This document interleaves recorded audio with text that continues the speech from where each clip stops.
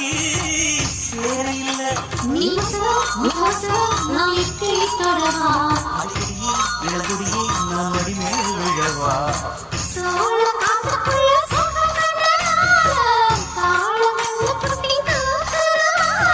மாமனுக்கு தாங்கவில்லை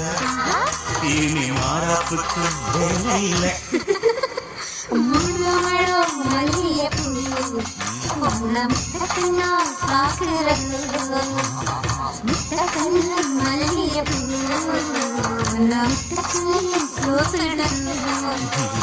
காவலுக்கு மட்டும்